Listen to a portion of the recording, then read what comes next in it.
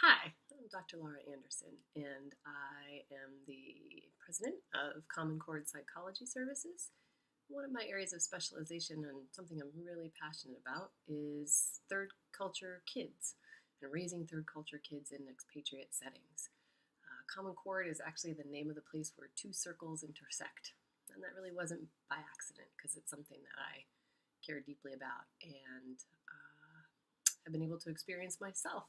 So I know that there are fabulous, amazing, wonderful things about raising a family in a third culture setting, and there are also really distinct challenges. So I'm just starting this kind of series of consultations or conversations about what I bring with me to my work and my practice when I'm working with the third culture kids and families.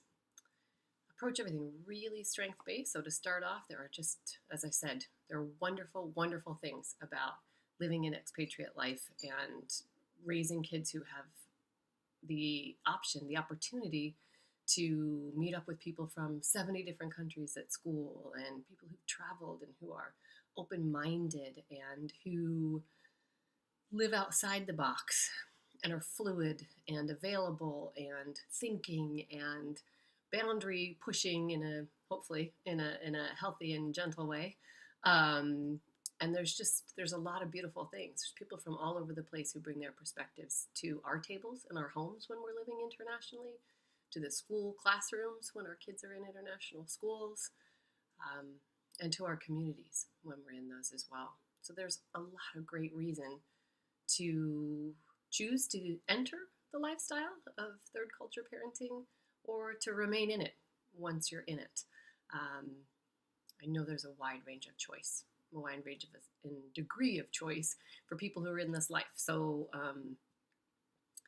for those of you who are also trying to navigate this life when it isn't your first choice, hopefully part of what we talk about in these series can be helpful too. So one of the first things that I kind of want to lay out today is that in the context of those fabulous, wonderful, amazing things about living internationally, there are also a lot of really distinct hardships. There are a lot of transitions, a lot of preparing, kids to move, kids to say goodbye to people they know well, when they're leaving, when our own kids are leaving, preparing to say goodbye to kids who are leaving when we're staying, teachers that come and go in international schools, neighborhoods and communities that really can start to feel like revolving doors. And so those relationship transitions are a big deal. Housing transitions are a big deal. Most of us who live in the life of third culture kids go home or travel for chunks of the year during vacations as well. It's a lot of transition. Thinking about that for kids can be a real distinct challenge. So transitions in relationships and in living environments are one of the biggest things that I found families living this lifestyle can benefit from support around, because there are really conscious, mindful things that we can do to help prepare our kids for transitions when they pop up.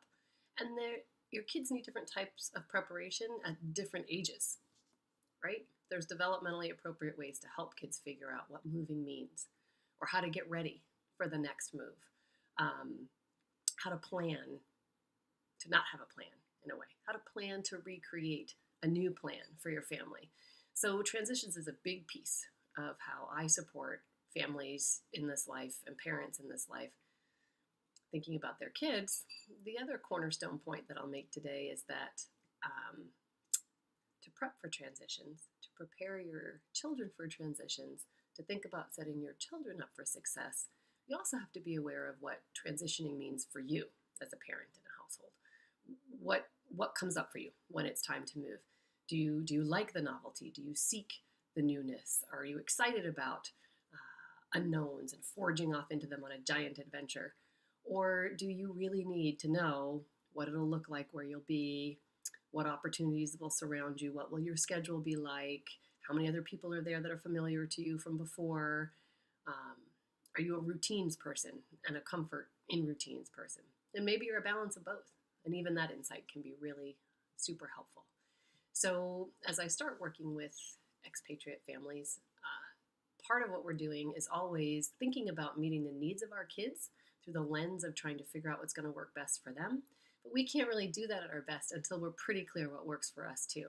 Because if we're rattled or shaken or spooked or just we're not grounded in our own bodies and our own spirits, then it's hard to drag kids along and keep them headed on the right path to settling into a new transition. I remember my mom at one point talking to me about how she always felt as if a parent can only be as happy as their most struggling child. And I think part of my child psychology training will also say that a child can only be as healthy and happy as their least struggling parent. Or, sorry, most struggling parent. So that in order to figure out the kid and family dance for all these transition means taking a look both at what your child needs distinctly, but also what you need and what you bring to the table. How can we help you stay balanced to be able to figure out what your kids need with pending transitions and how to get that to them in a soft, affirming way that builds your family up and helps make part of the challenges of expatriate living more doable as a group. So this is just the first in a series of introductions that I'll be doing to how I think about approaching this work and what I think is or can be particularly helpful for expatriate families living this life with their kids. So thanks for listening today, and keep your eyes out for more Common Cord and Dr. Laura Anderson consultations. Thanks.